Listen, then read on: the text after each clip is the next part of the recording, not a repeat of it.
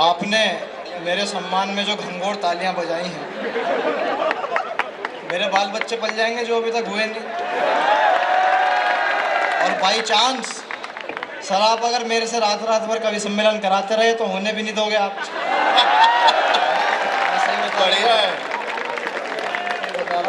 देखो, निवेदन मैं ये करना चाहता हूँ, आप ना बड़े बुद्धिजीवी लोग, और मुझे बुद्धिजीवी लोगों से लगता है बड़ा डर। मैं सही बता रहा हूँ।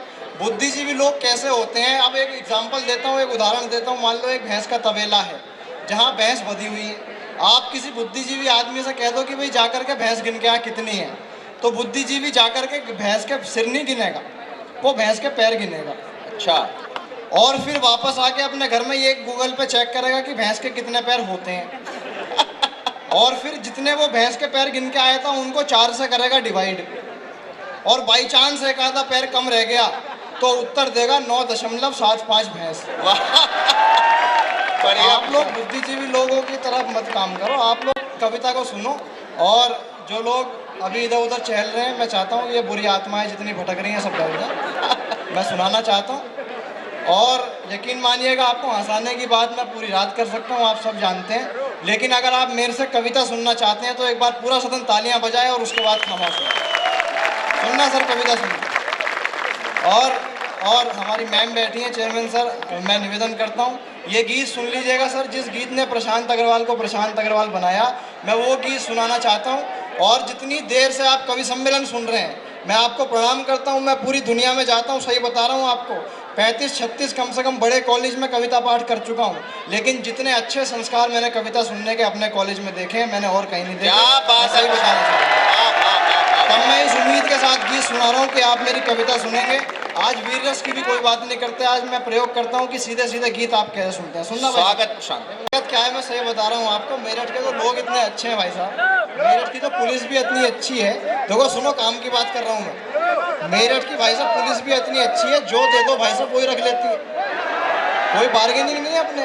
मैं सही बता रहा हूँ चेयरमैन सर, जब रोज सुबह मैं मोटरसाइकिल से अपने कॉलेज आता हूँ तो रास्ते में कई सारे कैश पोस्ट पड़ते हैं। कैश पोस्ट इसलिए क्योंकि वो चेक नहीं लेते। मैं बिल्कुल सही बता रहा हूँ। तो एक बार मैं सुबह सुबह निकला, मेरे को पहले ही कैश पोस्ट पे पकड़ लिया, बोले लगा ले साइड में, 2000 रुपये का चालान कटेगा, तेरे पास हेलमेट नहीं है। मैंने कहा यार 2000 रुपये का चालान कौन कटवाए। मैंने जेब से 100 रुपये निकाले, उसको दे दिए। बोले ठीक है जाओ। मैंने कहा पर यार ये तो बता दे, आगे कोई पकड़ लेगा फिर 100 रुपये देने पड़ेंगे, फिर आगे कोई पकड़ लेगा फिर कोई 100 रुपये देने पड़ेंगे, ऐसा तो बहुत खर्चा हो जाएगा। बोले एक काम करना, आगे अगर कोई पकड़े तो उसके कान में बोल देना पेप्सी। मैंने कहा यार ये क्या बात है। भाई साहब मजे की बात देखना, आगे अगले चौराहे पे मुझे फिर पकड़ लिया, मैंने कान में बोला पेप्सी, भाई साहब छोड़ दिया। आगे फिर पकड़ लिया अगले चौराहे पे, मैंने फिर कान में बोल दिया पेप्सी, भाई साहब फिर छोड़ दिया। मैंने कहा यार ये तो मजे आ गए।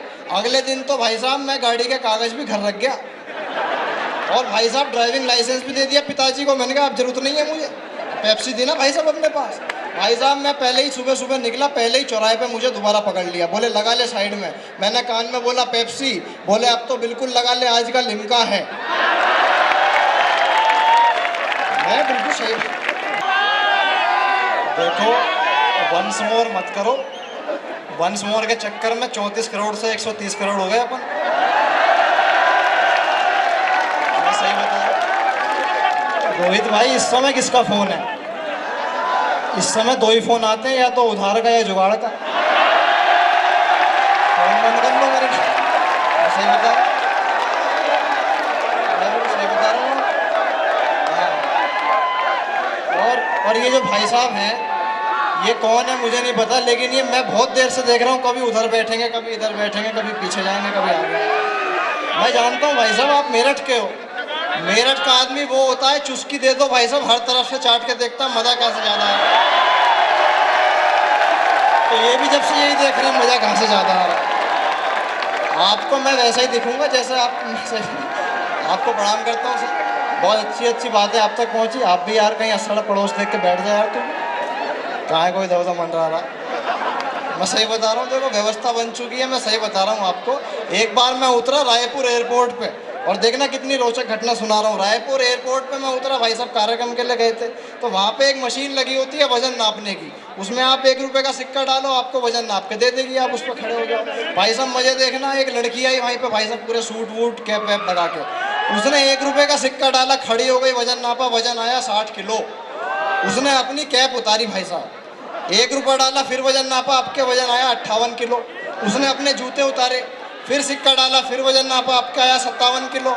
उसने अपना ओवरकोट उतारा, फिर सिक्का डाला, फिर वजन नापा, आपका आया 56 किलो। भाई साहब अब उसके सिक्के हो गए ख़त्म। पीछे मैं खड़ा था, मैंने कहा चिंता मत करना।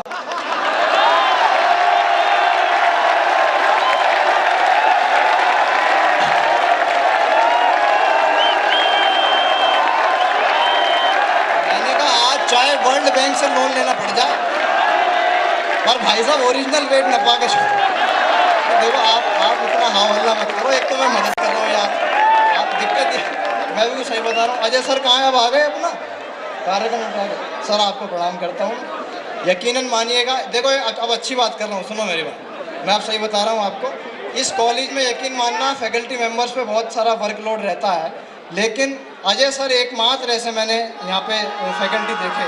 सुनना, पहले तारीफ तो सुन लो तुम, बिना बात के एडवांस में पेमेंट कर लो। सुनो पहले, मैंने आज तक जितना वर्कलोड उन पे रहता है, सर सुनना, तारीफ कर रहा हूँ, चेक पे साइन करवा लो, मैं सही बता रहा हूँ। आप जितना वर्कलोड उन पे रहता है, ऐसा कभी भी आप उनसे जाके मिलो, इनके माथे पे कभी भी कोई शिकन नज़र नहीं आती साहब। ऐसा लगता ही नहीं है कि कोई वर्क भी इनके पास है। वर्कलोड की तो बात छोड़ो, और मज़े की बात देखो, इनके पास जाओ कि सर ये काम होना है, तो कभी भी ना नहीं करेंगे, हाँ बेटा हो जाएगा, मैं सही बता रहा हूँ। और आपने सर फेसबुक पे वो पोस्ट डाल के बड़ा आशीर्वाद दिया, मैं बहुत बहुत शुक्रगुजार हूँ। और आपका वादा है कि मैं आने वाले समय में भी यहाँ पे हर साल आता रहूँगा, और चेयरमैन सर ने भी मेरे से ये वादा किया। आप सबको प्रणाम करता हूँ। एक बार पूरा सदन बजाए तालियाँ, बहुत मेहनत कर रहे हैं, लगभग 2-3 महीने हो गए साहब इस कार्यक्रम को सजाने में, बहुत मेहनत करते हैं।